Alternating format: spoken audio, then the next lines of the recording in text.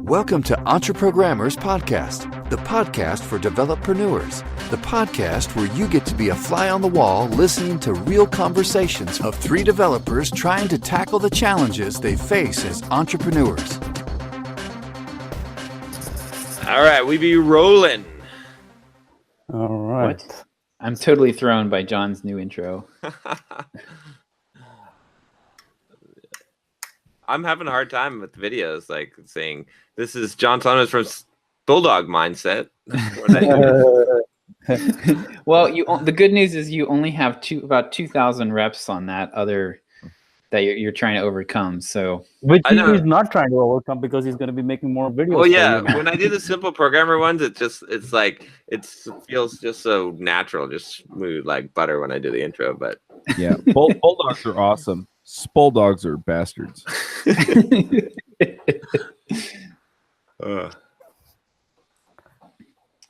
Looky! Check out this. You guys see? Nice. Oh, so that's the winning sticker.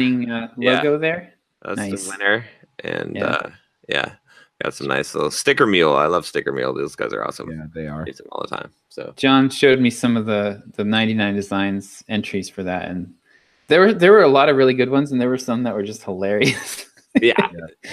My favorite was the friendly. John called it your friendly neighborhood bulldog, and it was like this grinning. It was like the cutest, most adorable little bulldog you've ever seen. It was just like grinning at you, little perky ears. Those are the most dangerous kind. I love it though. 99 Designs is so good because and the cool thing about it is like when I did the first vote on that logo design. Like that, the yellow one, which was it was a variation of this. It was not this one with the triangle, but it was this bulldog guy, right? I think it might have been with the tie. Yeah, with the tie. Or no, it might not even had the tie at that point.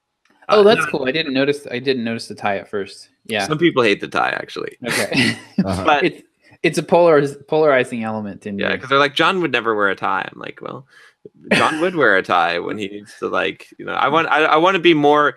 Well, the thing is, like, the tie made the whole difference in this logo because the tie says it took this logo from thug to mafia hitman, right? Like, we don't like Bulldog Mindset. We don't want to be like fucking gangster thug looking, right? Like, it's not. So the tie makes it mafia hitman. Right, like it's like it's the same amount of toughness and cracking people's necks and shit, but it's doing it with style as opposed to like just being like a loser. So it made all the difference. We're talking Godfather rather than the run of the mill heroin dealers. Right, exactly. It's like that. What's that? There's like this Sylvester Stallone movie called like Big, where he's got this big stick. It's like Last Man Standing or something like that. I think. Mm-hmm. Anyway, that's the image for it. So with 99 Designs, like I had the pole and the yellow logo, the yellow with the black with the tie. It was like overwhelming number one. Okay, and then so I basically I just threw the other designers out and just had this one guy make like 5 or 6 variations of it. Mm-hmm. Vesper is his name. And the one with the triangle that ended up winning was by far the best one on the poll. So it just gives you a high level of confidence that you've got the right thing. Cause it's not what I would have originally selected, but I love the logo and everyone I show it to, like they love the logo. So, but yeah. And check this out.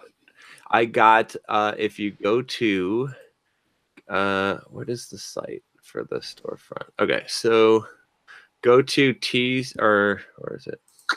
Go to teespring.com/stores/bulldog-mindset. I'll put a link in here too. But yeah, the link would be helpful. I'm just saying it out loud for the people that are listening. But or the one person who is still viewing it today. So check this out. I wasn't even going to do like merchandise yet, but I got an email from YouTube. They are partnered with Teespring. And have you ever seen a YouTube video and you've seen like little merchandise at the bottom of the video? Yeah. So I guess I don't know how you get it, but they offered me to get into the program. So I said, well, sure, shit, I might as well get into the program, right? So I just jumped on Teespring, just quickly, threw up. These are just basic, just logo shirts. There's no design, just the logo, but might as well, right? So it's supposed to happen in like 48 hours. Now, when the videos play on the channel, it will show at the bottom of the video the merchandise, and you can buy any of these. John, I want to see you wearing Bulldog Mindset yoga pants. I know. I was Tight yellow one. I was trying to decide where to put the logo on there. I was like, should I put it like Oh God. right in the middle of the behind. I couldn't quite get it on the behind. I could get it like splayed across the front where the triangle was pointing. Oh gosh. Opted to not do that though. The visuals of it are very disturbing, I must say. I do want to get the socks though. I think I like the socks. So Yeah. Oh man. and I'll have to do the poster for the wall. I'll probably do that. But yeah, no, it's pretty cool though. Like I mean that it's coming together pretty damn quick to get that thing. And I've got the logo designer working on the site design now. And oh man, I made a mistake, guys, for hiring. This is the mistake that like we've talked about before, right? But just to reemphasize this. So the guy that designed the logo, Elijah, he's awesome, right? Really, I mean, he did fantastic job with that logo. I love it, right? So I had him, I was like, oh, can you do like website? Can you do like banners? And because I wanted the same, because he understands the brand and the meaning behind it. And so I was like, okay, I want this guy to make the website from the logo and then to do the social media banners. And so he's like, yeah, definitely I can do that. So he gave me some quotes, really reasonable quotes, by the way. And then he was like, I was like, well, do you know WordPress and stuff? And he's like, oh yeah, I run WordPress on my own site. And I was like, well, I've got a theme on there. And so, I'm going to get it, you design it, and then I'll get someone to implement it, unless you can implement the stuff on the WordPress on the like customize the theme, because that's ultimately what I'll need to do. And he's like, oh yeah, I'll do that. I'll customize the theme for you. I do it all the time. I did a lot of web work, and that was the mistake. So like if you go to Bulldog Mindset right now, I mean, it's he's like, oh, we'll buy this theme from Theme Forest, and that's kind of almost what you need, and then we'll, I'll customize it. And like, like a week went by, and I'm looking at this site, and I'm like, damn, what the hell? This looks like shit. Like, what's going on? He hasn't really done any work on it. Finally, I get a message from him, and get on Skype with him, and I look at, and he's basically like, he's giving me all these constraints, right? He's like, oh yeah, well the theme, like it's this size, so we have to make the logo this size, and he's like, and and the image, and this is the section they have for the video, and this is how they have the text. I kind of changed the CSS here, but we don't want to change it too much. Right. And so he's giving me this shitty design. And then finally I was like, damn, what am I doing, John? I'm like, this guy is not a shitty. I was actually getting irritated with him. Right. And so I was like, this guy's not a shitty designer. So I was like, look, dude, here's what we need to do.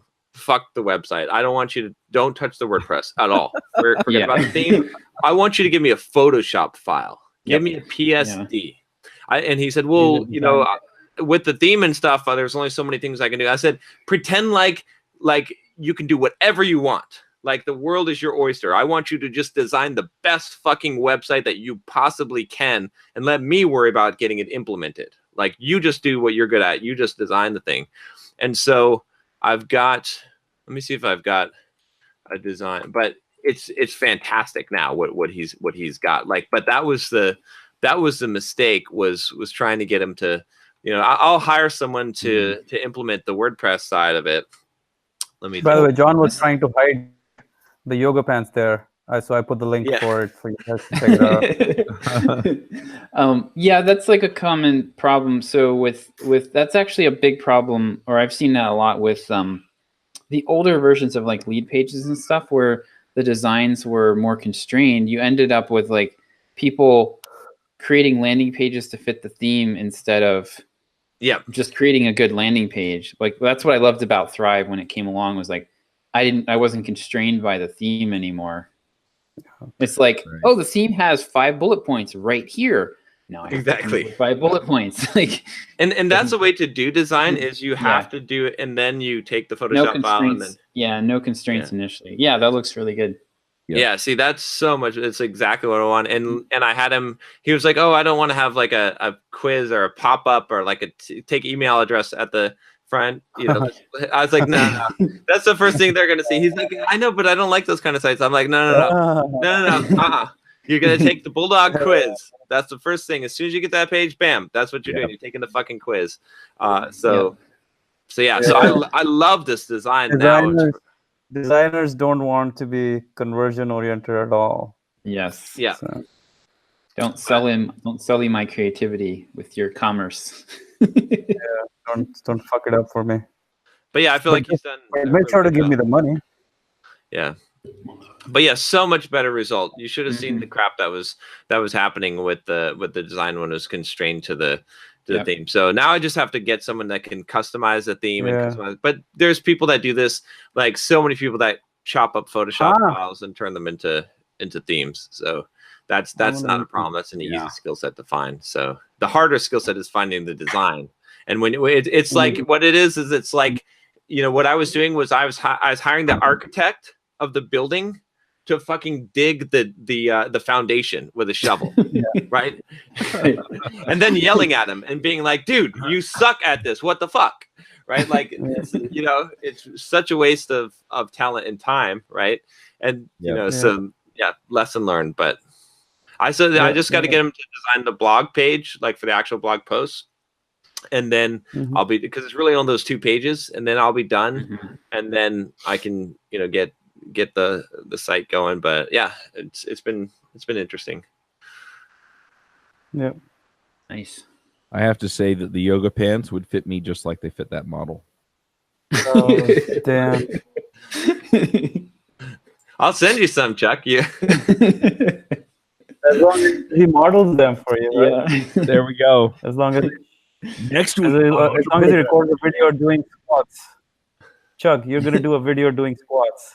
Yeah, there we go. Up on Mindset's YouTube channel.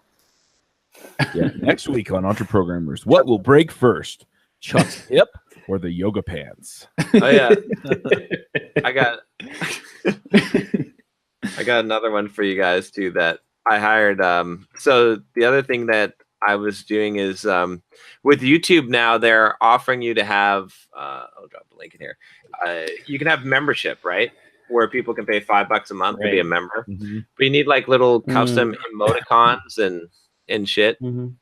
So I hired like this pixel artist to make emoticons and badges. And you got to see what this guy did. He did is like, that where? That's Okay, awesome. I noticed that John used the hairy thumb in Slack, and I was like, where'd that come from? Now I know. That's Bulldog thumb. So, Okay, nice. Yeah. So yeah. I So like he Harry designed thumb better.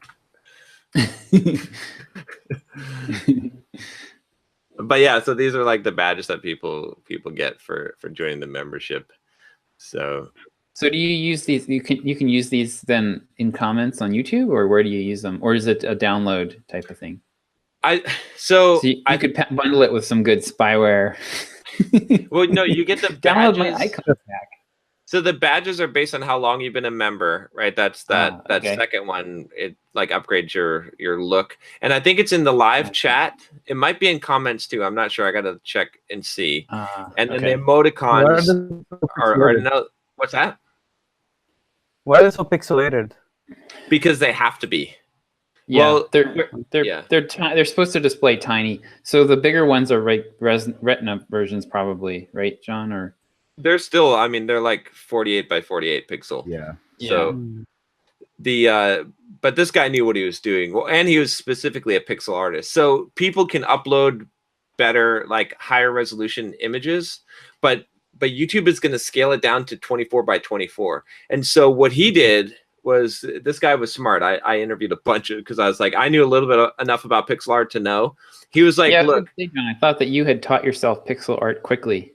I did, but I'm not not this good yet. So but he he was smart enough to know that they're going to downsample this, and so he actually built it to the smallest size that they were going to downsample, so that it would look how he wanted it to look, not how it got downsampled. Right. So that's why he built it that way. So he knew what he was doing. So there's a lot of other ones that I looked out there that their art looks like shit because they didn't have the right, they didn't do that right. So yeah. That's cool. Nice.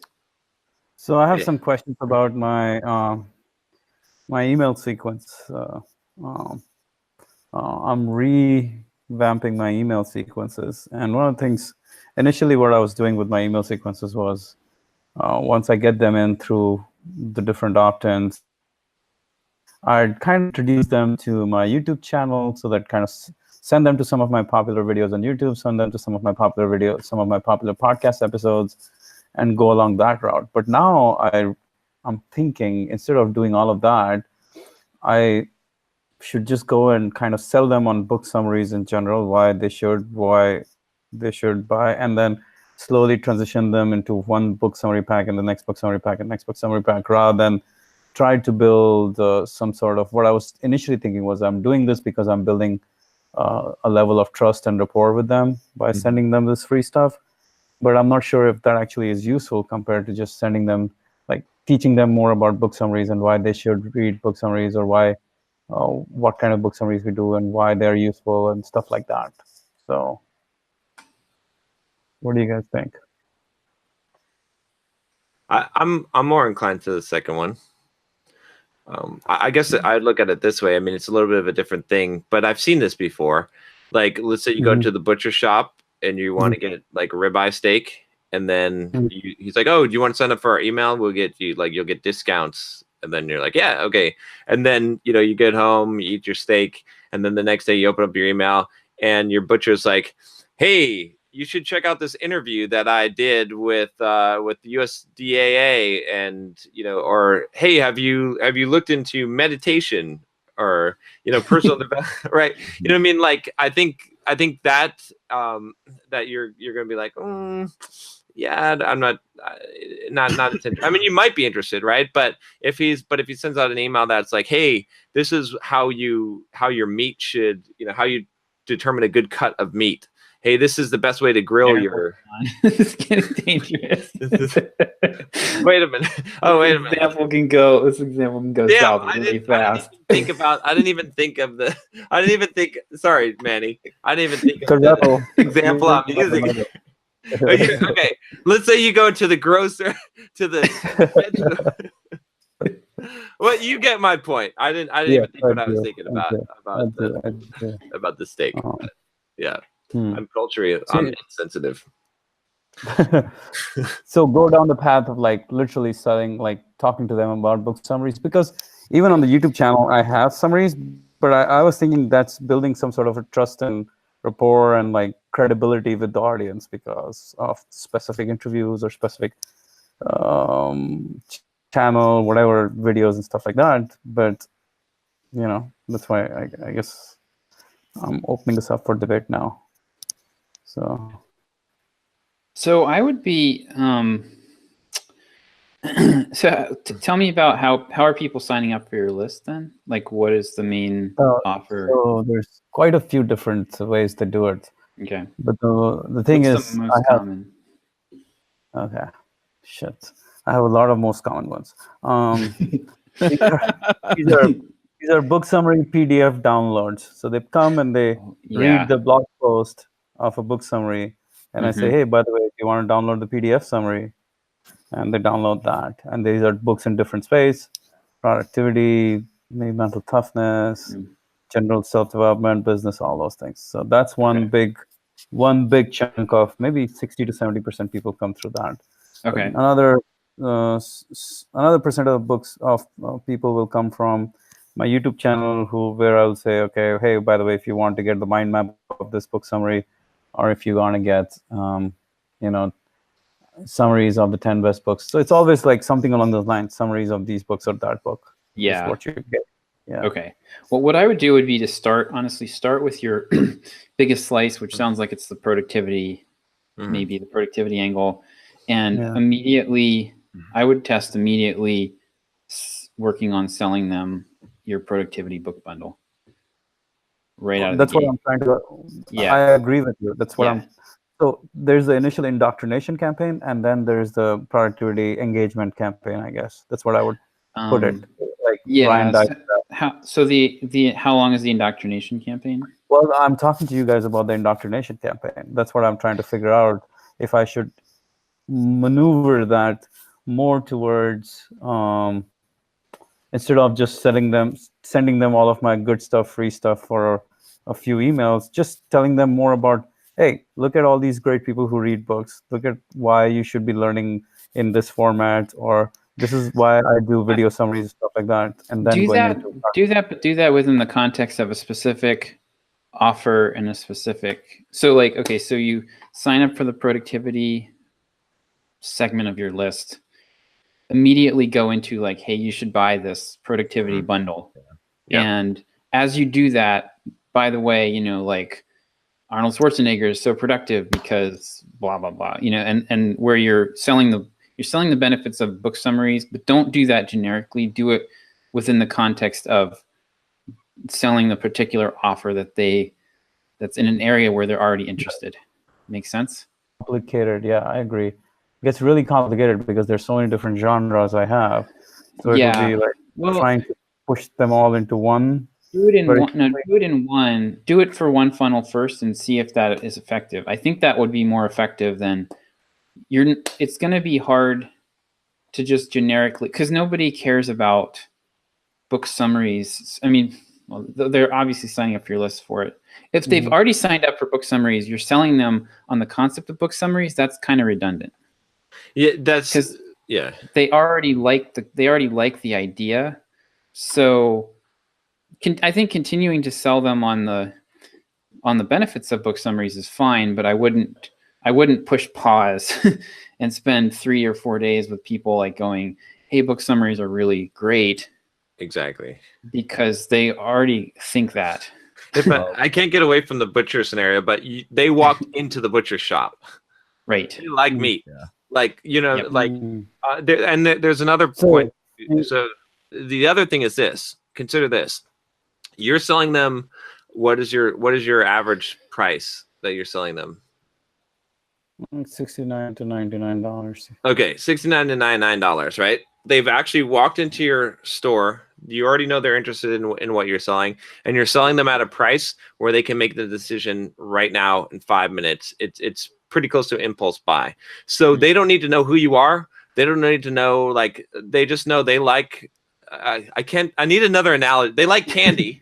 Okay, they like candy, and you sell candy, right? Right. So if you were selling $1,000 product, $2,000 product, a big piece of real estate, I want to know who the fuck this guy is. I want to know what his background is. Why is he selling this to me? Is this actually valuable? I need a lot of education. I need a lot of encouragement. But to pull the trigger on a $69 purchase that has a money back guarantee. Well, and also, like, the thing about book summaries in particular is that you're packaging up a known quantity, right? Everyone knows Getting Things Done by David Allen. So you're able to, like, as long as they trust that you, and they've already gotten some of your summaries, so they already know that you're able to take this and boil it down to something useful. You know, you've got the trust in David Allen plus the trust that you've already delivered for them, really. So I've been fighting with some of this myself because you all, like you do, challenged me to get, you know, a couple of weeks worth of email written. And I spent 3 days writing an email campaign that I am not going to use because I am not happy with it. But that's part of the process. Yeah, but what I realized is what Josh and John are saying. You know, if they come in for productivity, you know, just like if they sign up for getting the episodes of JavaScript Jabber, I'm going to tell them how to get involved with JavaScript Jabber first, and then I'm going to send them the indoctrination campaign after that. And what basically it's the idea for me with that is, hey, I want them to know why I'm doing it and what I'm about.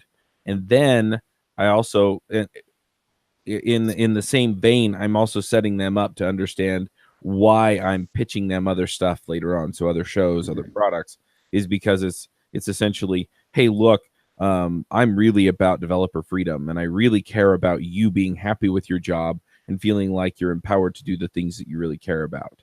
And so then I can weave that thread through everything else, and I can say, okay, now I have this productivity, so they come in for productivity. Now it's here's mental toughness, and I really care about blah blah blah blah, like I said in my campaign a few weeks ago. So go check out the mental toughness, and here's another thing that I can hand off to you, and they already understand that you're thinking about this in that particular way, and so it's a setup for the rest of the sales.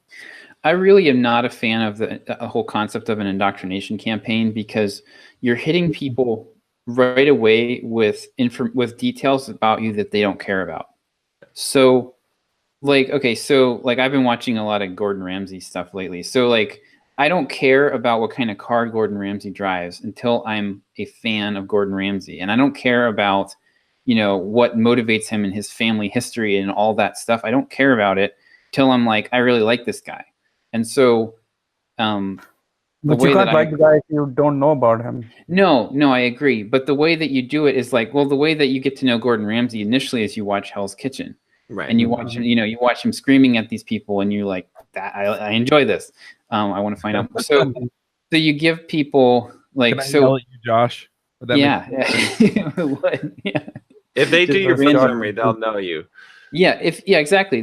When you by sending the type of emails that you send and that we send, people get to know you a little bit, and once they're a little bit invested, then they're actually interested in this type of stuff that people put in the indoctrination sequences. Then they care about your story and your values and all that stuff, and you can use that as a springboard into the other areas of other topics that you cover.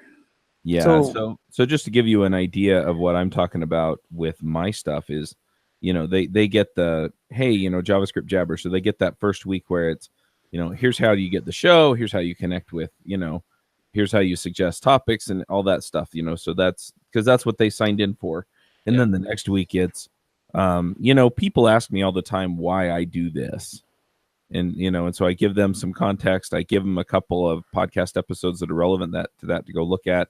And then I tell them how to connect with me and how to become a deeper part of the community, so that when I come back around the next time, they're deeper in the system. It's not just, hey, I wear Skechers or whatever, because nobody cares. It's specifically related to what I sent them the previous week. I'm going to push back on you though, Chuck.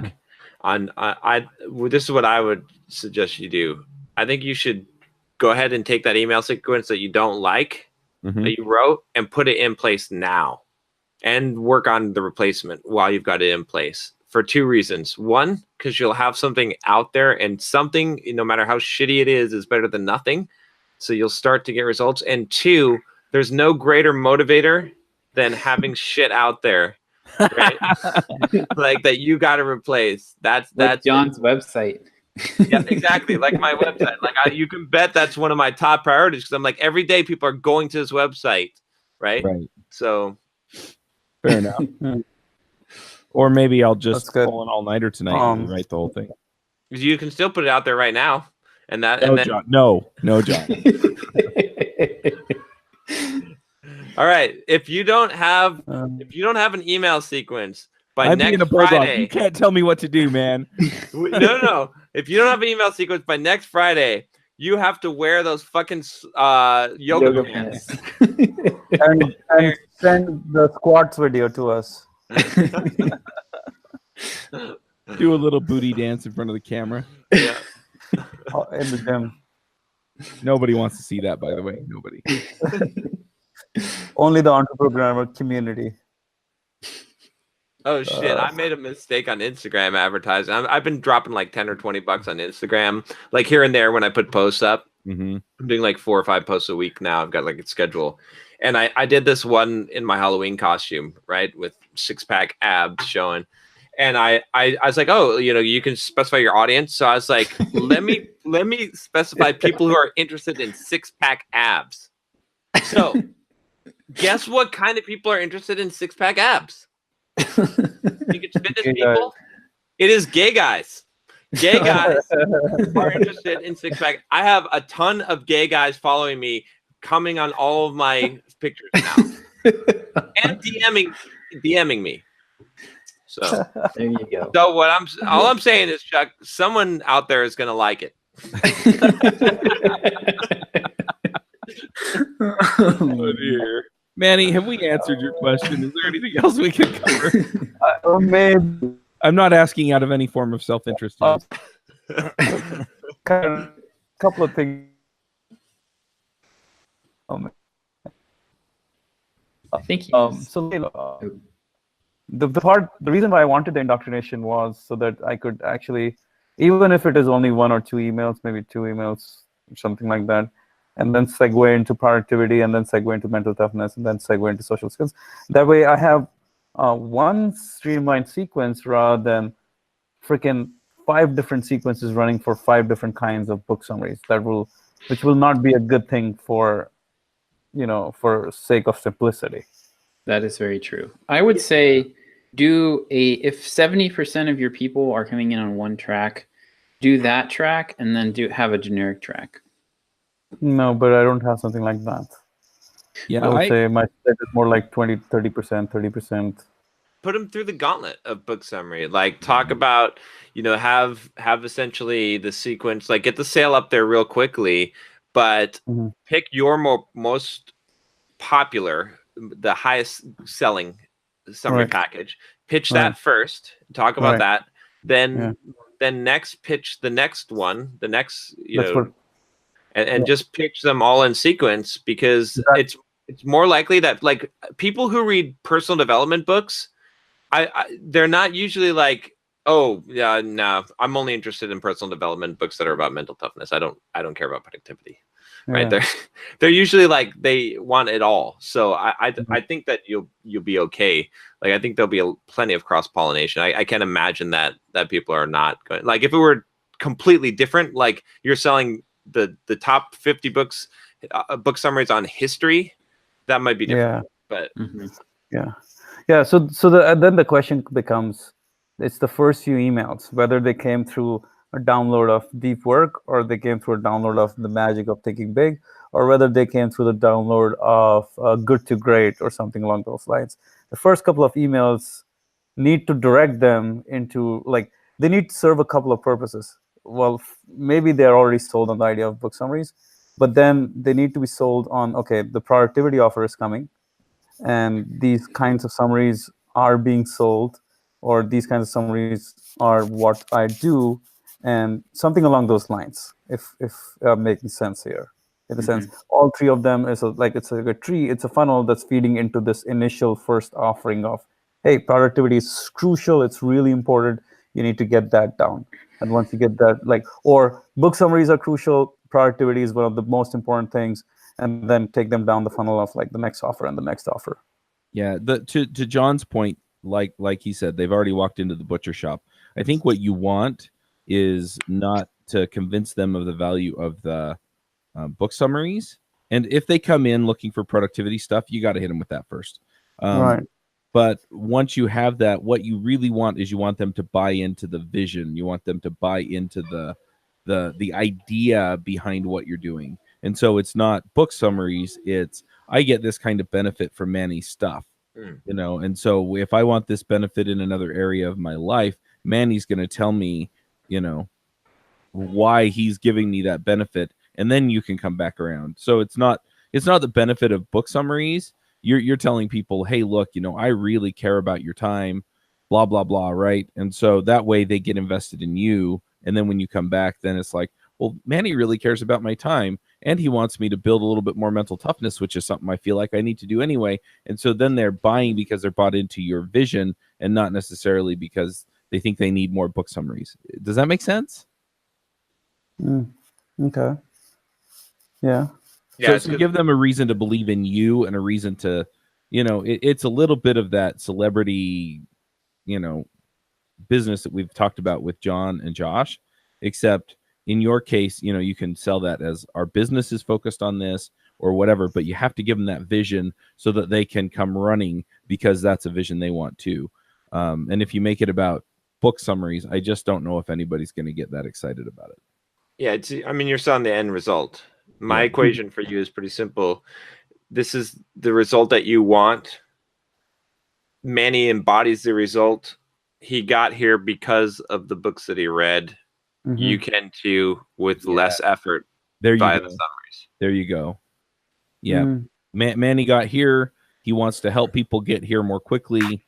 And so, he does book summaries. And then the other thing is then you're not boxing yourself in if you decide to do something else, So if you put up a course, it's not a book summary, or, you decide to branch out and do some paid webinars or something, then it's the same thing, right? It's hey, look, Manny's doing whatever it takes to pull me up. Which I've been trying to avoid becoming a personality, as you guys very well know. Right. Yeah. Well, there are different levels to that too, right? I mean, to some degree, people have to believe in you to buy your product. If you wind up building out a team, then it becomes a whole lot less about you. But I don't think you're there yet with what you're doing. Right. Yeah. I mean, you're making yourself a case study, Yeah. essentially. I really love that approach for if you're going to do an indoctrination sequence, doing that, right? I figured out how to blow through information like super fast, and you don't need to do that here. Don't worry. Whatever it takes. I guess I'd say this: do whatever it takes for you to become $100,000 a year revenue company.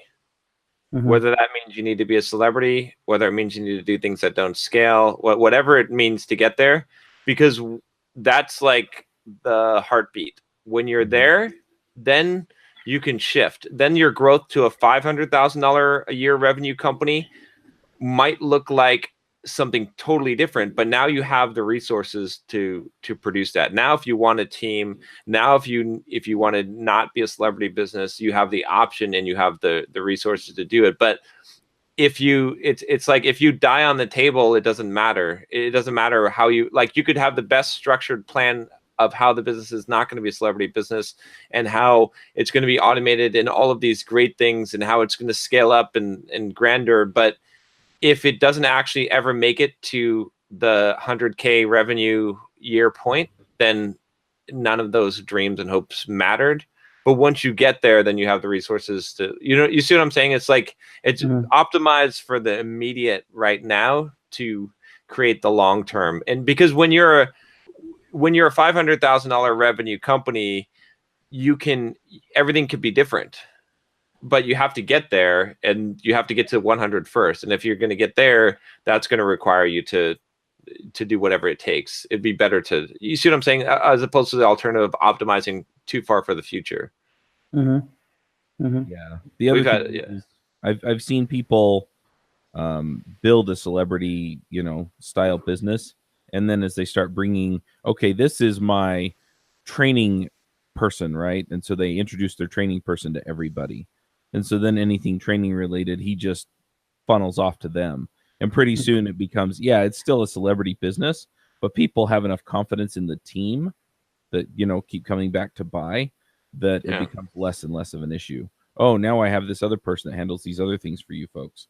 And pretty soon it's this team effort. And then if the main person wants to step back for a while, it's not a major problem. Mm-hmm. And I would say, so on those first couple emails, can you tell your story in a way that naturally leads, that both kind of is interesting to read, which you got a lot of interesting stuff in your story, that naturally leads into the promotion for the productivity books? So think about those first couple emails as the lead of a sales letter where you're telling your story, like kind of what we just talked about, how you've taken all these books and how this transformed your life and all that stuff. And then segue that into the productivity. There's just basically the pitch for the productivity summary series. I think that would be, because that kind of accomplishes but all the objectives really. Like you're building, if you're telling an interesting story, you're automatically engaging people, building trust, doing all the above. And if you're telling a story that resonates with them and that they want to become, that's fantastic. And then you can springboard off of that right into your productivity series. That would be that would be something to try. Yep. Okay. So Okay. All right. Cool. And what you can do too, like another thing is like, I mean, do that and just have it a generic approach where you're pitching the one thing, like say productivity first, and then down the line. And then one good test to do, because if you can have it simple, it's better, right? Mm-hmm. But you could try adding one level of complexity, which is to tag people when they come in to segment. And then you could just start with 2 segments. They're either productivity or they're something else. And then what you could do is you could create a specific email sequence for whatever the one is that's super, super targeted towards that segment. And then you can still have the generic one, and you can see if it performs a lot better. If it performs a lot better, where it's worth the complexity, then you create paths. Then you have segmentation for each way that people can come in of the major ones, and you specifically target those, and you have those email sequences. But don't do that unless you've proven it, right? Create the generic one first, and then try one segmentation path, and see if it actually improves it enough that it's worth adding the complexity. Otherwise, you'll have unnecessary complexity that you'll have to maintain without a known benefit. Yep. Which is, exactly. That's what I'm trying to avoid. Keep it as simple as possible in the the new campaign. Yeah. The other thing I would suggest too would be to not maybe the very first sequence that they go through is a discount. But then don't do like discount after that. Like you're gonna do productivity is like a time limited discount offer, but don't turn around the next week or the week after that and do another time limited discount offer. Like pitch it, most of them won't buy. Pitch the next thing, most of them won't buy. But that way you're not like, it's not like every other week is a new discount. Then you could also argue that you should just go with open and close at that point. That would be that actually would be better. Yeah, that would be better if you. Have you guys tested that, like open close? I have been doing that with the membership. I haven't done it with the static courses, but I've done it with the membership, and it's honestly, it's the only reason that we have 300 members right now. If I wasn't doing that, we would probably have 80 or less. So, I'm 100% sold on that. But that's more of an evergreen you're doing. Well, not evergreen. More like a live. It's live, broadcast kind of thing rather than an evergreen campaign, which can be done. Deadline funnel, completely automated open close process. By the way, Josh, go ahead. Is that what you're suggesting? Well, no. I mean, I would try it. It sound for you. It would need to be an evergreen one. Yeah, that's what I'm saying. Evergreen, open close. I think that would be something worth trying for sure. And you could test it without. You could honestly test it without. Initially, it would be easy to test it without the deadline funnels complexity. What you can do would be to one option is to set it up so that it starts on the same day every week. Like runs every Tuesday, it starts on Tuesday, or every week it starts on a Tuesday, ends on a Thursday. And then you have a pretty link that expires on Thursday. And then next week you go in shortly before the deadline and you update the pretty link so that the deadline expires. Actually, deadline, I mean, deadline funnels isn't that complicated already.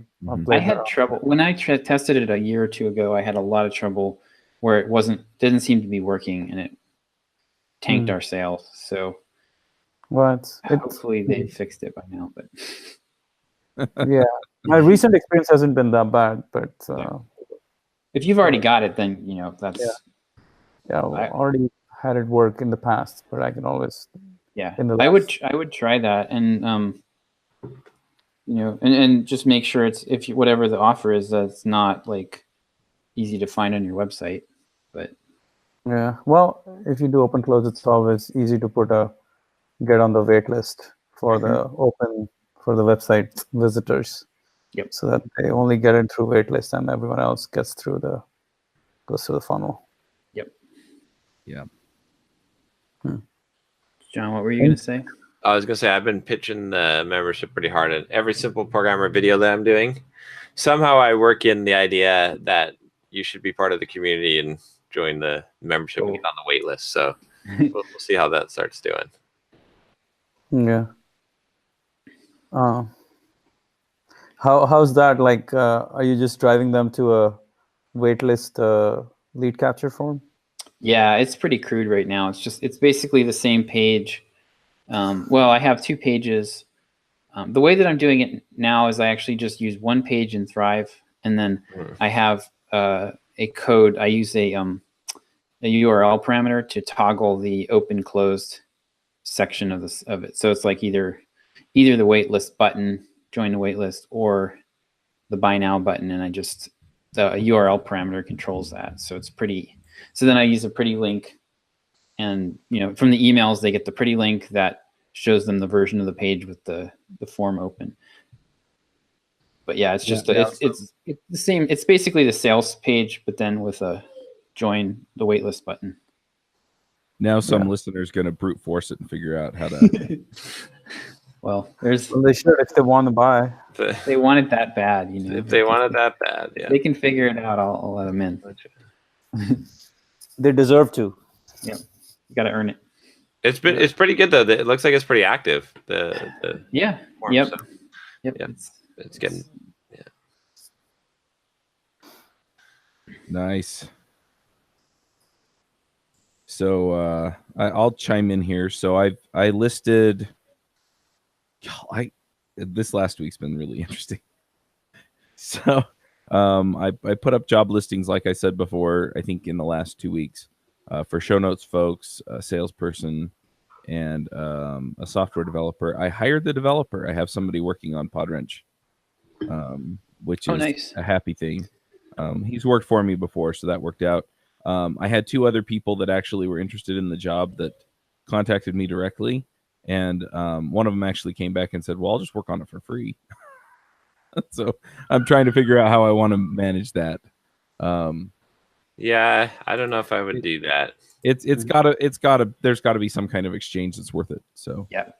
He probably has something in mind. You just need to find out what it is. Yeah. The problem with not paying people is this. Yeah, because I've been in this situation definitely before. Is when you don't pay someone and then you're like, dude, what the fuck? They're like, yeah, you can't do that. Like you can't crack the whip because they get upset when you get mad at them because they're like, well, I'm doing this out of the kindness of my heart. And you're like, yeah, but you're a loser and an asshole and you're wasting my time. Basically, John just described every nonprofit that has ever existed. It's very frustrating. So I'd rather have recourse. I've told people I want to pay you so that I can fire you.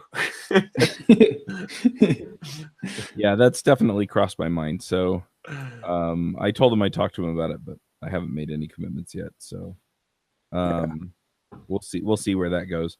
But the show notes, folks, I listed.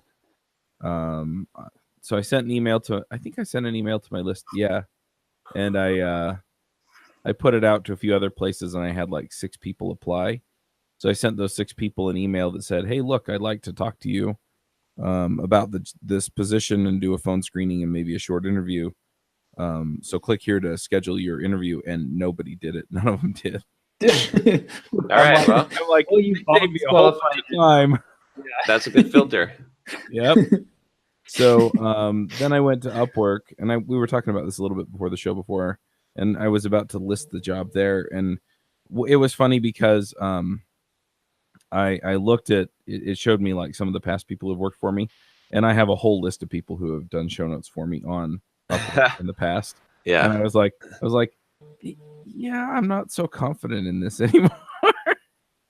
I mean, So I listed it on KSL Classifieds, which is kind of it's a local classified ads website that gets a lot of people on it. Yeah. And so Upwork just shoved a whole list of failure in your face right at the critical moment. Yeah, pretty much. So I'm hoping I can get some people that are local or close to local, and that way I can sit down with them in person. I can get a real good feel for them. I'm still going to put them through the, make sure that they're qualified people. I've also decided that I'm not just going to hire the best out of the people on the list, which is something that I've done on Upwork in the past. If they can't do the job, then they're not going to get hired, and I'll just keep looking. Yeah. Don't choose the lesser of 100 evils. I kept thinking in the past, oh, well, I need somebody to take this job on. And no, I need this job done. Right. Exactly. So exactly. Yeah. No, yeah. I mean, definitely. I think you could have success on Upwork. I mean, the other way would work just as fine, but it's a lot of it is the process of creating that filter and being very specific about what you want and having that, like, the more specific you are, like, I'll give you an example. I just hired a real estate agent to list 3 of my properties in Boise. And so what I did, my process for doing this was, and I just did a video for the site, but I basically said, okay, I'm making a list of all real estate agents that are potential to have investment experience in Boise. And I made that list. And then I wrote up an email template to send to all of them. And the email basically consisted of this. It was like, okay, this is what I am and what I'm doing. I'm an investor. I'm doing this. This is exactly what my goals are, what I'm trying to accomplish. So they all know this.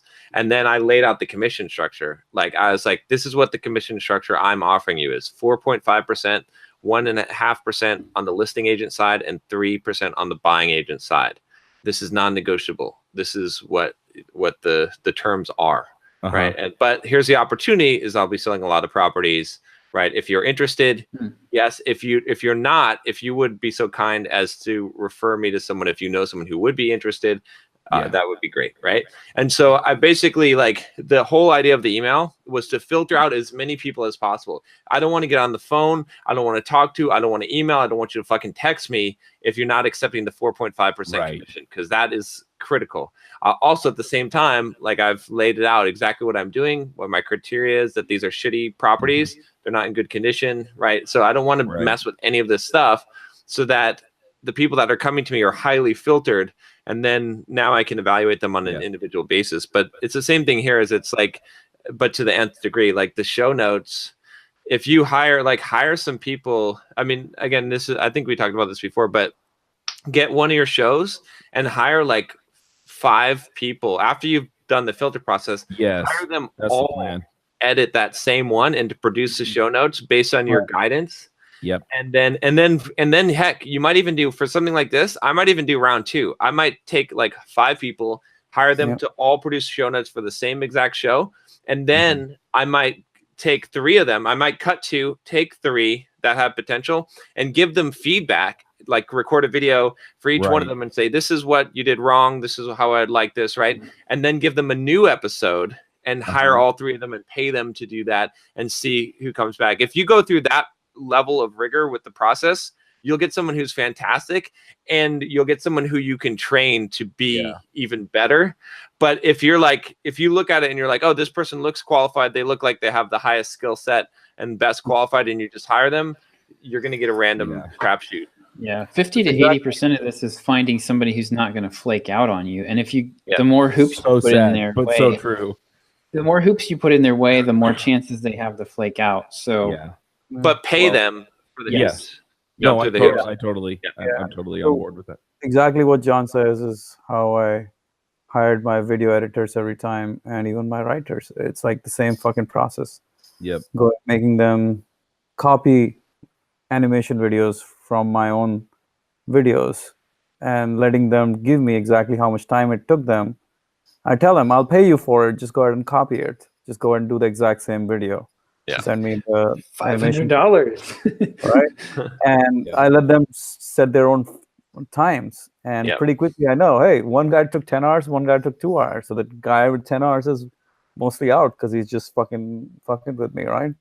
And then again, I give them another job, which is another copy or maybe an iteration of what I've done, and try to improve it. And that's exactly how it works, rather than try to evaluate just from the interview if they're going to be good, which is almost always a Yeah. disaster. So check. Yeah, I definitely planned on making them do show notes at least one time. So You posted. More than one. You posted your description here.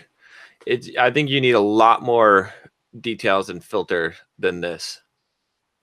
Like you're going to get a lot of people applying for this that will Share- not necessarily be qualified. Share He's one got of it in yours. Share one of yours, John. the. Oh yeah, let me go to Upwork and see what I got. Ooh, yeah. This is Okay, a little detail. here we go. Okay, so here's the pixel artist one that I did. Let me see if I can find the actual job. Oh wait, here we go. Job post, view job post. Okay. So this was very specific because of the content of it. I wonder if you guys can see it with without being our here. I'll screenshot this, but or I'll just tell you what it says. It says here. The title is "Need Pixel Artists for 5 YouTube badges and around 20 custom emojis." And then the job detail says, I need 5 badges and about 20 custom emojis using the specifications YouTube has provided for their channel membership perks. Here's an example of a channel that is using them. And then I've got a link for a channel. I'm looking for nostalgic pixel themed around my YouTube channel and the new Bulldog Mindset logo file you can see attached for this job. My channel is... for some inspiration, put the link there. Here are some of the badges. Here's some info on the badges and emojis. So I sent them a link to the YouTube specifications, badges, and then I repeated them here. Badges need to be a minimum of 32 by 32 pixels and max of 320 by 23 pixels, less than 1 meg. Emoji needs to be in those specifications according to YouTube guidelines. And then include Bulldog Mindset in your cover letter and list any relevant experience and ideas you have for the badges / emoji. Also, I need to see some samples of your work with pixel art, or if you want to create a sample using my logo as inspiration, that will work as well.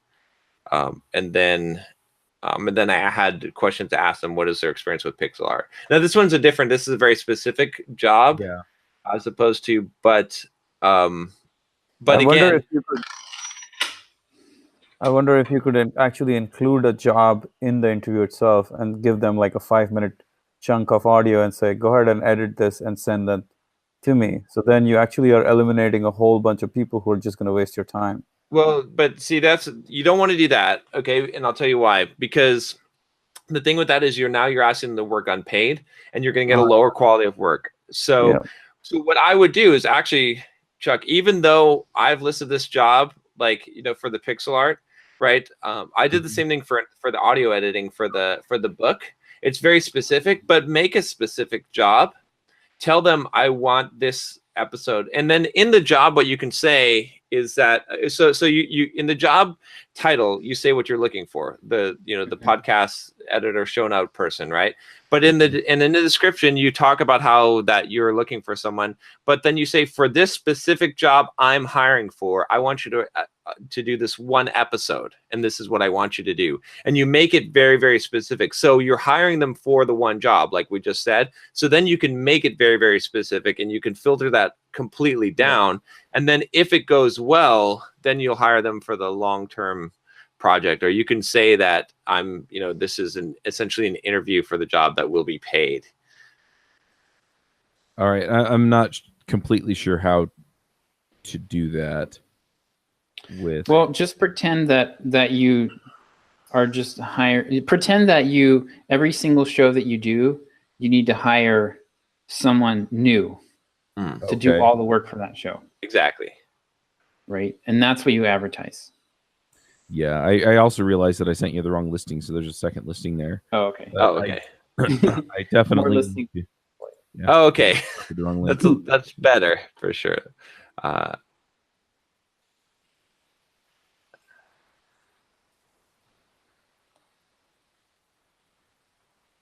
But I can definitely go into more detail and just say the show notes are going to look like this, and you need to be able to,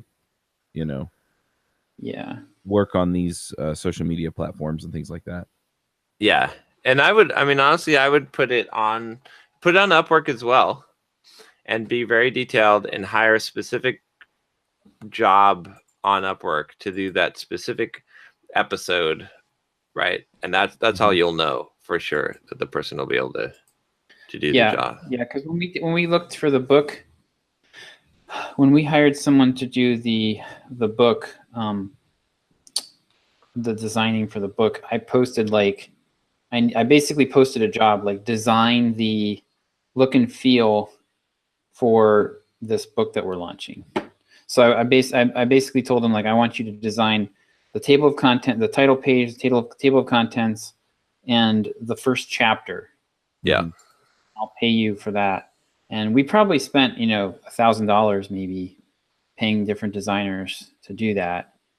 But the one we got was, really awesome.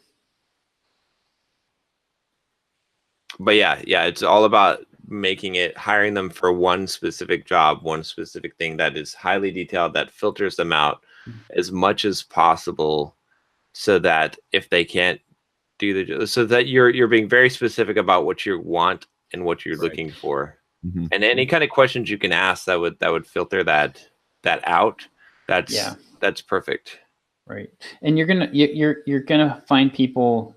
It might be a slightly different crowd too. Like, the way that you're presenting this here is almost like it's a job versus a gig. Right.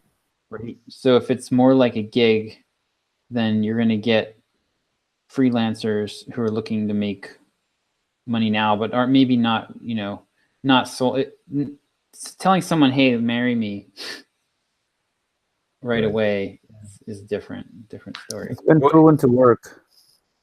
Here's a question too, like a couple of questions to think of.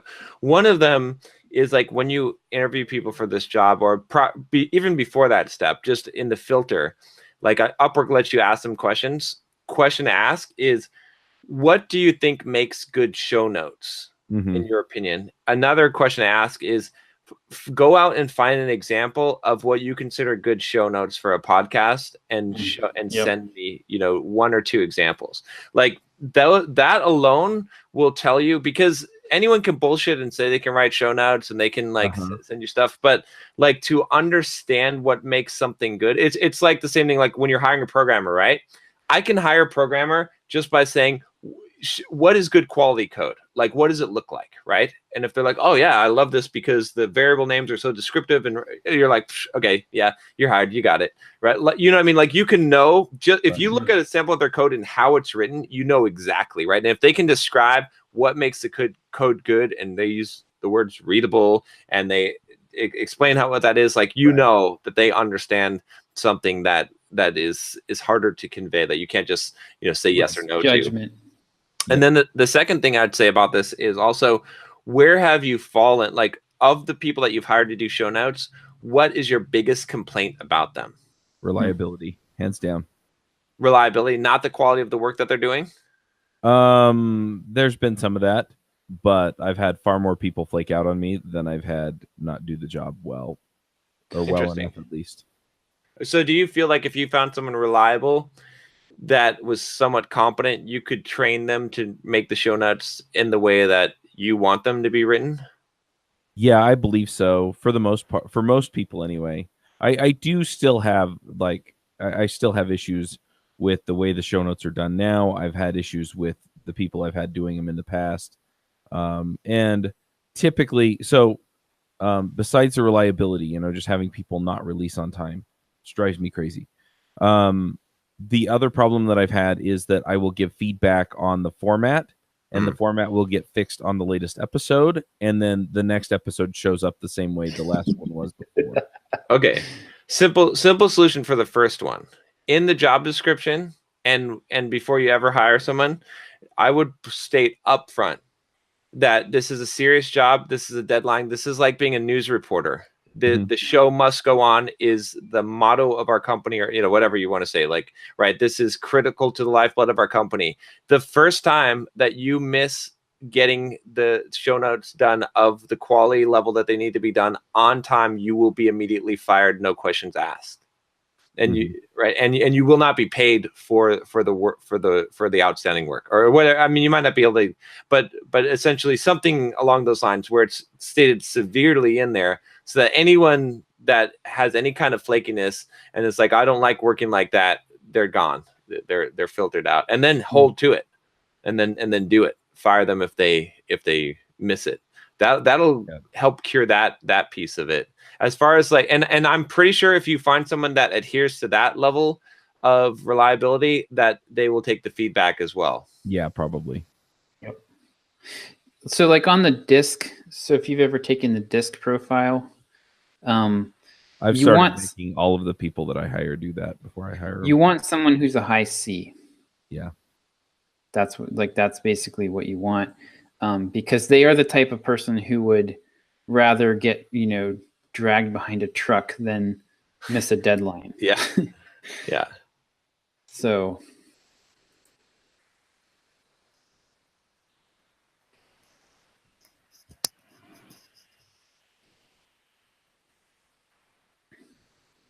Yep. Yeah. Cool. So, but that's been fun. Freaking hate hiring. Yeah. Oh yeah. Oh yeah. And I gotta think get hiring is to probably your Photoshop. number one activity check too. Your thing favorite activity? No, the thing that he does the most of, that we talk about. I actually don't mind it that much anymore. I feel like I've done it enough times now that I feel okay about it. I got to get someone for the next one will be for the Photoshop to the website. But And Chuck, one thing is that we never like John, you've never interviewed anybody, have you? for a job, an actual no, I don't need to. Like we don't. Chuck, you in the past you've done like interviews and phone screens and stuff. John never does that. You either do the job or you don't, right? The communication, like I'm already hired you for a job. How you do on that determines whether you continue to work with me or not, right? Yeah. Because we hardly ever communicate with our team members in a real time, video or audio format. So the interview is kind of irrelevant. Yeah. Yeah. Nothing speaks louder than your actions anyway. So what's the Whitaker quote or the Ralph Waldo Emerson quote? I can't hear you because your actions are drowning out your words or something like that. Yeah. Yep.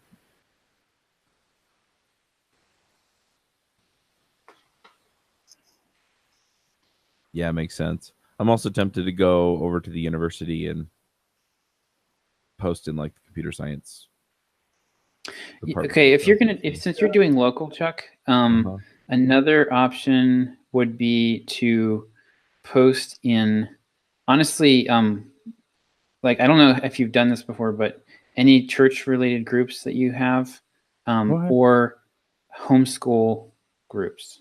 Yeah, because I did that last time, and I got something that I thought was really great, and they flaked on you. Yeah. Okay. I didn't have to pay her because she didn't do anything, but that's the only upside. She was the sister of one of my neighbors. I mean, if you're looking for podcast editors and you want them local, is that the requirement? Show notes, podcast show notes. Show notes. You want them local? Is that a requirement? No, it's not a requirement. I mean, if they're reliable. And the other thing, yeah, okay. No, what job sites are you trying? Yeah, so I posted it on ksl.com. Well, think about this too. Again, I think part of it too is like, yes, you need to find someone that's excellent, that is reliable. But another part of it is it's how you set the precedent that makes a difference. That's why I said from the job description, tell them if they miss one deadline, they're fired, that this is critical, this is mission critical, this is like being a news reporter. Yeah. But also when you bring them on board and you onboard them, you should set it so that the deadline is actually like 24 hours before the deadline, and have like a schedule and a checkpoint. And it's like, if they miss the checkpoint, that's like serious problem, you know what I mean? And so that there's like a system in place, and there's, they've got that system, or you have them come up with the system. I mean, there's a few things you could do. You could say, okay, I need to see your calendar. Your first task is to make a calendar, and you need to show me what hours you're going to work to get this done on this time, and how you're going to make it for these deadlines. What is the time period? What is the system? What is the schedule? I need you on a routine. Something like that, like so that you can set them up for success. Because it can't be that all these people, I mean, if you're having to deal with people that are just flaky all the time, there's got to be something else. It can't be that all these people are just flaky, right? There has to be another component here. And what can you control that component? No, I mean, that's yeah. totally true. I mean, I definitely need to be communicating with them and just saying, look, they have to go out on time or else. And, these are the critical parts of your job. And I haven't done that in the past. Yeah. And then essentially, then it's not a surprise. And then I just need to follow through and not be a nice guy and just be like, look, you didn't do your job. Sorry, bye. Exactly. Yep. And then, if I, the next person I hire, I can be like, yeah, I'm hiring you because the other person didn't deliver on time. So, Exactly. Yep. if you do want see this those bodies job, in the corner? essentially, Those are the last 3 people that were sitting in your chair. yeah, essentially. But yeah, it boils down to I'm serious about this, right? And then they know that if they don't deliver, then they're going to get fired. Yeah. Yep. I agree. Oh, so I finally got the stupid audiobook out. Amazon finally released the damn thing. Nice. Takes 2 weeks or so, doesn't it? It's ridiculous. Yeah, it took forever to get out there, but I sold like 146 copies so far of the audio, so pretty decent, I think. So. How much is the price point? I think they listed at $5 or $6. Audible controls the. Yeah, they pricing, control it on that side, but yeah.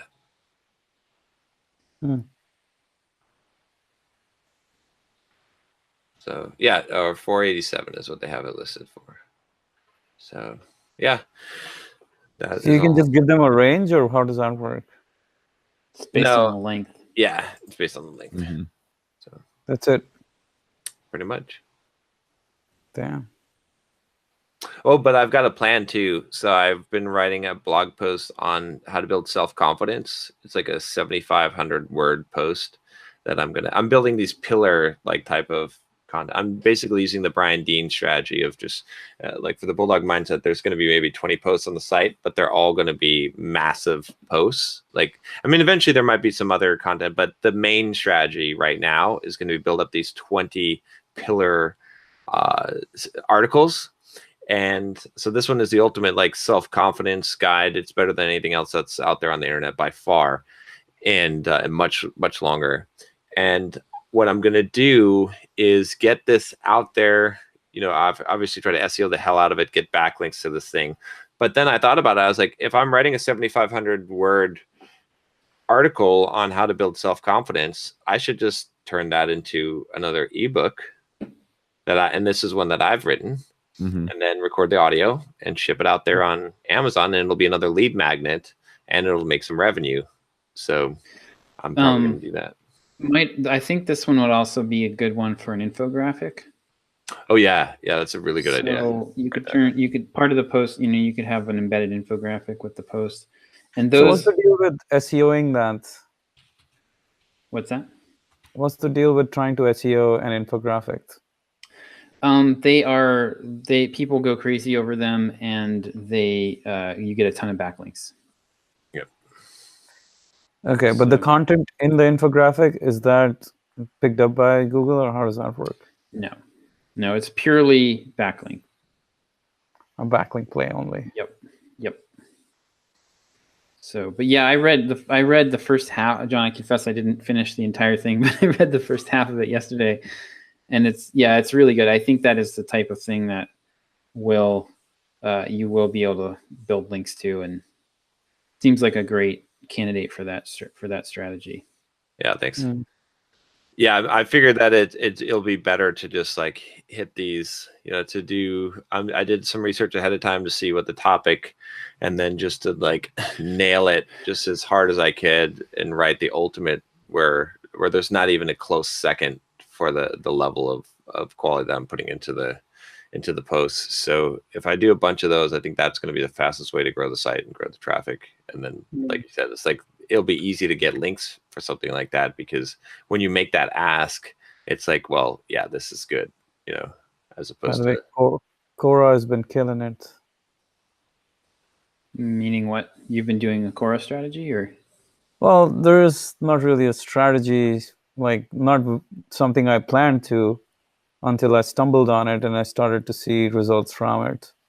So I just what I was doing was I was writing these articles, which were like book summary PDFs, and that was like literally the title of those posts, whatever deep work PDF or magic of thinking PDF.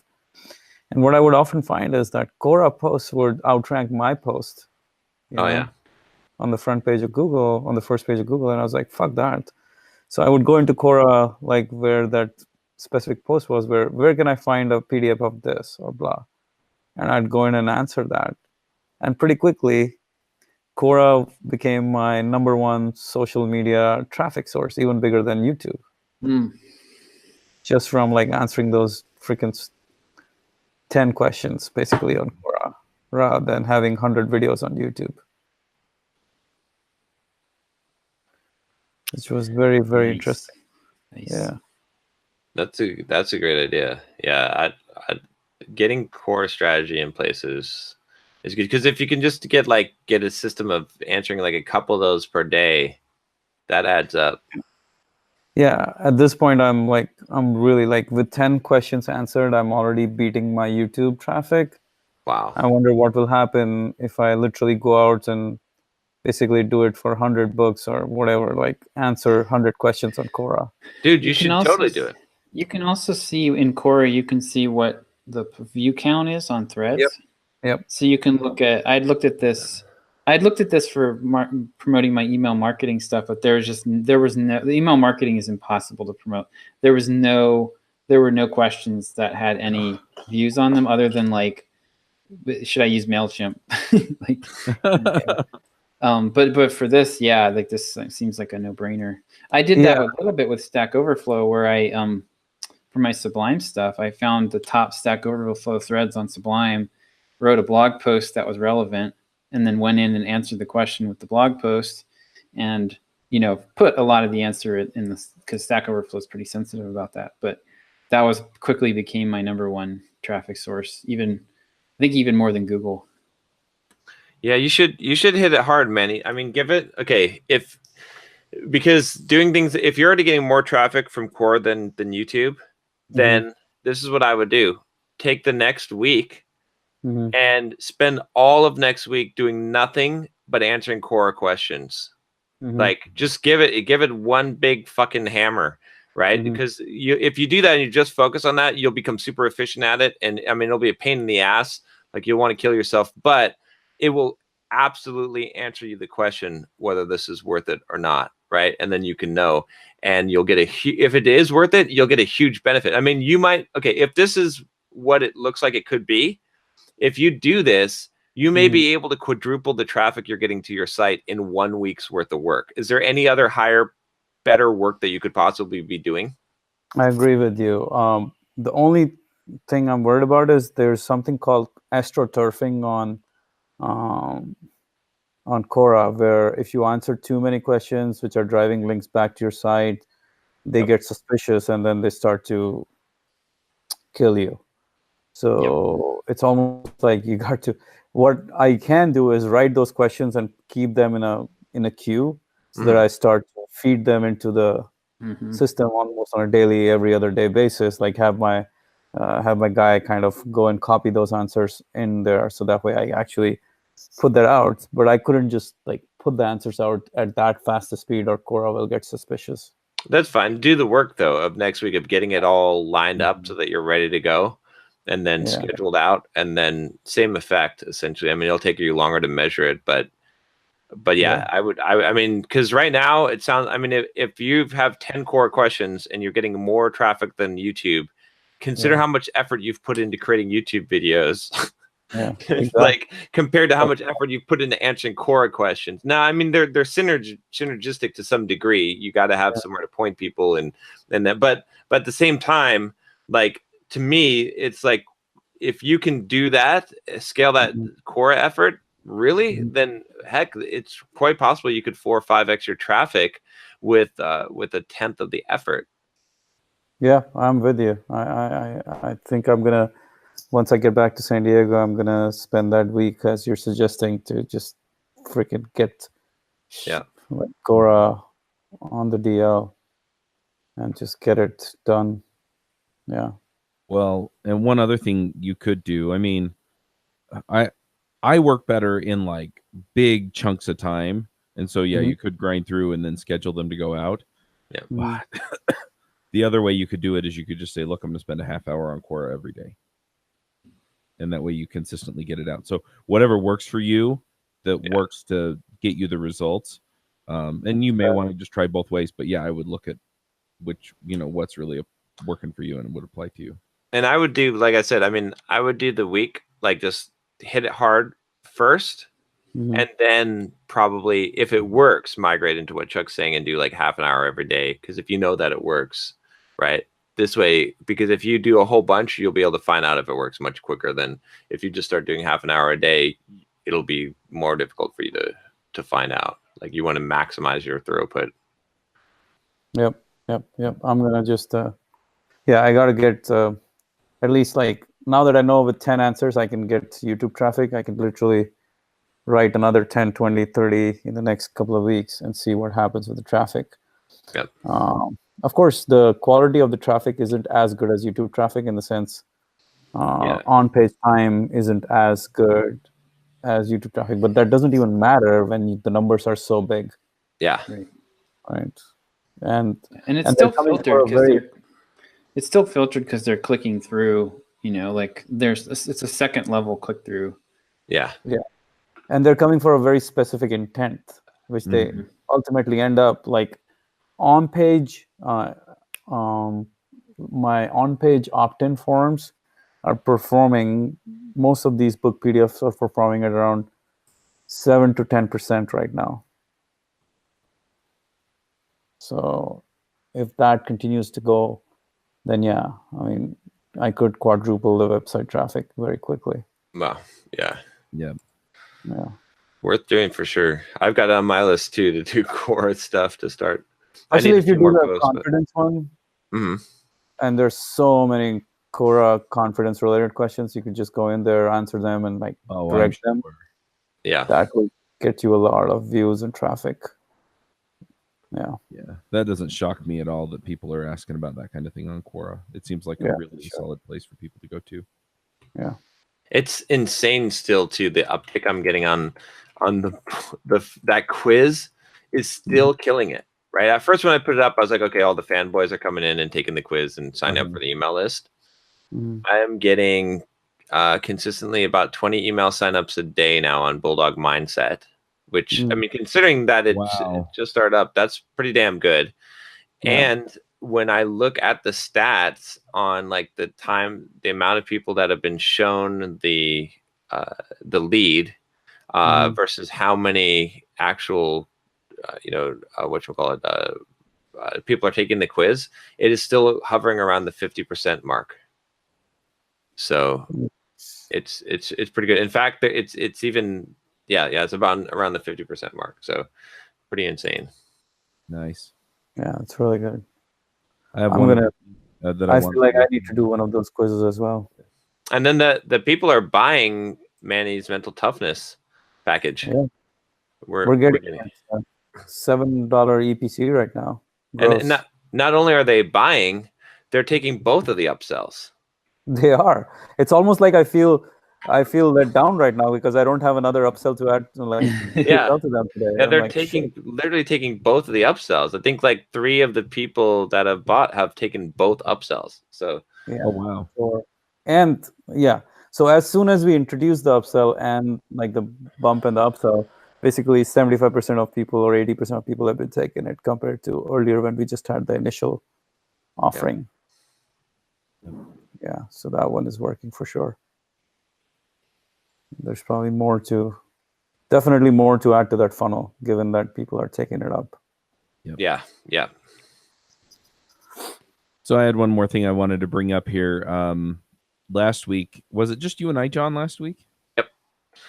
So John, I was talking to John about hiring a salesperson, and he's like, well, you should get on Clarity and see if you can get somebody. So I did. And I get on the Clarity call, and the guy goes, I talked to him for about 20 minutes. And he basically, we start talking about what I need. And he's like, well, you realize the best person to sell this stuff is you, right? And I'm like, well, yeah, but, and I'm giving him all the reasons I don't want to do it anymore. And then he's like, so we start talking. He's like, okay, well, what kind of a time commitment are we talking about here? I'm like, probably,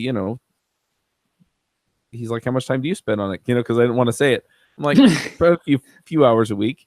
He's like, yeah. He's like, so I spent $100 and something to find out that I just need to keep doing the sales for right now. Well, sometimes yeah. it's good money. But the flip side of it is that he's like, look, he's like, you've just got to make this the one thing you do before you do anything else during the day. Ooh. Yeah. And I'm like, okay. He's like, so put in an hour every day. He's like, that's more time than you're currently spending. He's like, and then you can scale back when you have all the spots that you're telling me aren't quite filled. Yes. And I'm like, okay. Yes. Well, crap.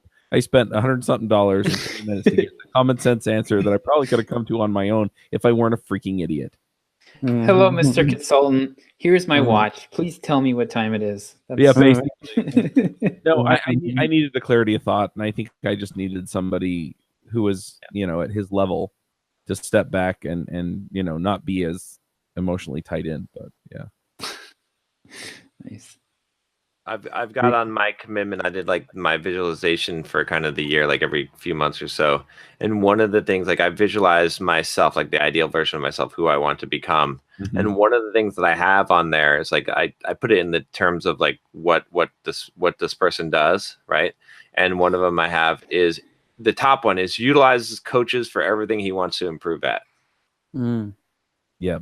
I realize how important that is as I'm doing the marathon. I got to actually go in a little bit here to hit the airport to go to Vegas because I'm running the marathon this weekend.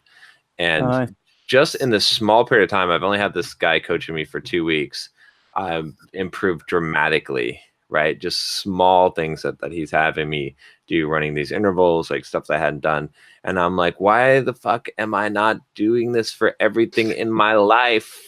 Just hire the fucking coach. Just hire the coach, right? And so that's what I'm going to try and do for when I start doing some advertising or doing stuff with Bulldog Mindset around that. I'm just going to hire a coach. I'm going to hire, like when I want to actually, I'm going to grow the Facebook page eventually. That's one of my goals on there. I'm going to hire a coach to help me, to show me how to grow the Facebook page. That's it. I'm not going to fuck around. I'm not going to read articles. I'm not going to do any of that bullshit. I'm just going to hire a coach. Let me ask you, why a Facebook page compared to hiring a coach for your YouTube channel or your Instagram or your... That's one of the examples. I'm going to do the same thing with Instagram. I'm going to hire a coach to help me grow the Instagram when I put that as my focus. So Facebook was certainly your focus now. No. That was just one example, but yeah, makes sense. So it's worth paying the money for the advice, for the common sense that, again, like the running coach didn't tell me anything I didn't already know, but he made me run the intervals, which made the difference. So yeah, makes sense.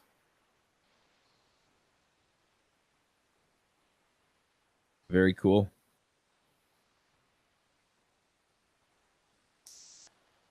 But yeah, I'm doing 26.2 on Sunday. So. Yay.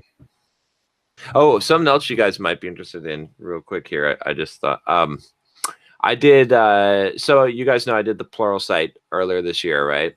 Mm-hmm. So I made like $175,000 on that stock of short-term capital gains. Okay. And then I bought $20,000 worth of options on Tesla, like before they announced the earnings. And it turned into like, I made an extra, like I ended up cashing out $45,000 profit on the. What happened? How did you cash out? Why did you cash out? I put a trailing stop loss at 25%, right? When it dipped 25% below its peak, it auto sold. So that's what we were talking about in the gym, right? Yep, I did that exact night. So, yep. So that was good. I ended up, at the highest point, I was up $65,000 or 60 something thousand. Right now, it's a little bit higher than what I sold it at, but I don't care because that you stick to the plan. And so anyway, I'm sitting around with like $200 and something thousand worth of short-term capital gains, and I looked it up. I was like, it can't be that much, right? You know what my effective tax rate on that short-term capital gains will be? 50%.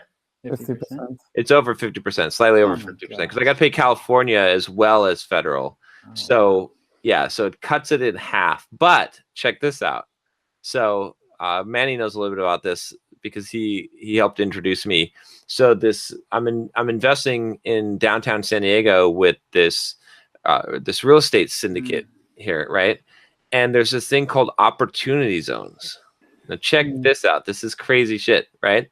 So if you've got capital gains, right, you can invest in an opportunity zone and it will defer the taxes. And in fact, if you stay in that opportunity zone long enough of the investment, it will actually mitigate the taxes completely, like a certain percentage of them. So basically, I gave them $250,000 that I'm going to transfer into this opportunity zone, which is basically a fourplex in downtown San Diego that I'm investing in. The 17th and F? Yeah, that one. Mm. I upped the investment by another 150,000. And Just on that one. Yeah, just on that one. I've got the other building as well, the Marson building. So they've got like 350,000 of my money. Oh, damn. But I told John, if anything happens, don't kill me. but here's the thing. But think about this, right? $200,000. I was going to pay on about $250,000. I was going to pay 50% taxes on. Yeah. That So money's gone, so you could lose half of it. yeah, even if this investment is not the best investment in the world, them saving half of that money of taxes is well worth it. But I didn't even realize that when I was talking to my CPA, he was like, "Oh yeah, you could use opportunity zones if you don't want to do 1031 exchange on the properties." And he's like, "Oh, and it also applies to capital gains for stock sales too." And I was like, "What?" And he's like, "Yeah." I was like, "Wait a minute. I thought I remember hearing that one of these investments I did was an opportunity zone." So I put the rest of the cash in there. So basically, I'm going to pay zero taxes on that on that amount, at least for now. While it's invested in there. And John, What's the timeline for how does the tax defer work here? Like, what's the timeline there?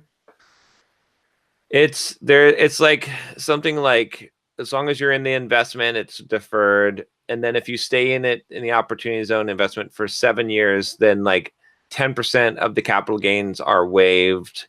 And then and then if you stay in it for 10 years, then it becomes like a bigger percentage, right? But it's all kind of deferred. And then it might be possible to 1031 exchange because now it's become real estate.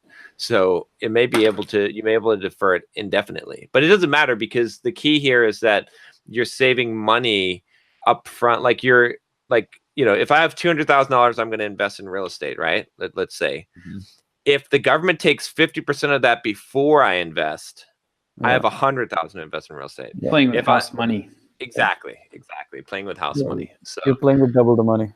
So yeah. So if you guys have any capital gains for the year, I think this is only until like April or something of next year, or if you you definitely want to look into doing some opportunity zone investment. Trump is taking it out. Trump is the one who put it in, I think. So why is it only for April? Maybe it was a short-term thing. It was a short-term thing. It was like he was getting his people in there. It's a short-term thing for short-term gains. Yeah, he like pushed that one under the Democrats didn't even know what was going on. They're like, oh, he likes that short doesn't things look like a tax cut. because he has short hands. It's a tax cut for smart people. I'm pretty sure that Trump's pushed a lot of stuff through because people just get unreasonable about other things.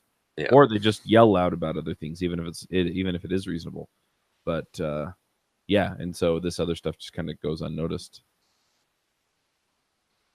I think you could provide a lot more air cover for a lot more things to get pushed through too.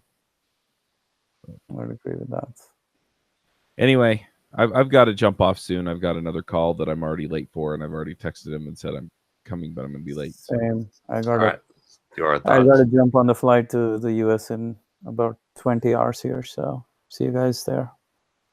All right. So yeah. So thoughts. My thought mainly is, John brought up coaches, and yeah, just getting somebody to, kind of lead me around by the nose to where I need to be, even though it's not what I want to hear. And a lot of times those are the kinds of coaches you need anyway, are the ones that are just going to say, look, this is what I see and this is what you need. I've had some coaches that are really good at telling me what I want to hear, and then it doesn't help me out. So you need somebody who has expertise, sure. And I think that's what John was talking about with like his running coach. You know, they've coached so many people and run so many miles that they can tell him what he needs because they have more experience than he does. But the other thing is they have to be willing to tell him, look, you're doing this wrong, do it better. Yeah. Mm-hmm.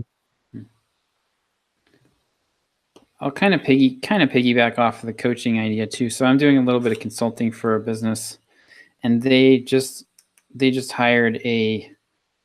came out of a really bad relationship where they'd hired this agency to run their marketing, and they realized partway through that they didn't understand the big picture of any of what they were doing. And that is a huge warning sign. Like if your coach or consultant can't explain to you like how all the pieces fit together, then you're probably just getting snowed. Yeah. And that's exactly what was happening here. And then like they've been talking to me and they're like, oh, I see how this is all going to fit together. And like, you know, if you're, because I think what the other group was doing was just trying to keep them dependent. Because if you don't ever see the big picture, then you need the other person spoon feeding you. So just something to keep an eye out for. Mm-hmm.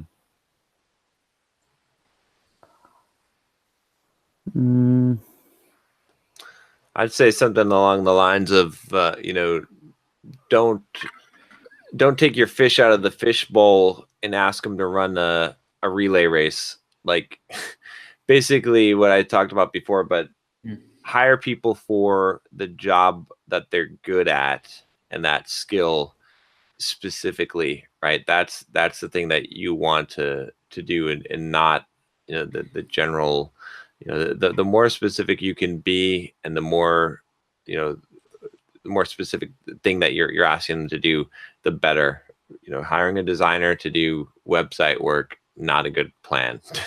did not work out well. But you know, for design, you're going to get something that's going to be good, because I think the piece of that also is just the idea that like you can misjudge or misevaluate someone if you're having them do the wrong kind of work, right? So you know, and to take responsibility for, you know, I guess I could kind of piggyback of what Josh said too, right? Like you take responsibility for, if you don't ask them the process they're going to do the work, how they're going to do it, you know, if you don't know all the details and you're just assuming that the expert's just going to do the thing, then you're probably going to open up your chance of getting snowed and of them saying they can do something that they can't really do. So you have to be very specific about what you want done, and you have to make sure that you've heard from them that they can do that job and how they're going to go about doing it. Otherwise, you can never just hand things off and just say, do this. So.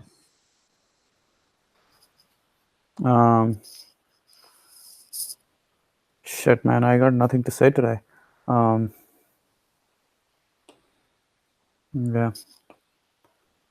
I guess I would say that when there is something that is working, you got to double, triple down on it, because you don't know how long you have it for, or when someone else takes it away. When something is actually clicking, it's time to go hard on it rather than delay on it. Yep. Yeah. All right, guys. All right. Alrighty. Later. See you next week. See ya. If I'm alive. Alrighty. Yeah, Bye. that's the rock and roll marathon.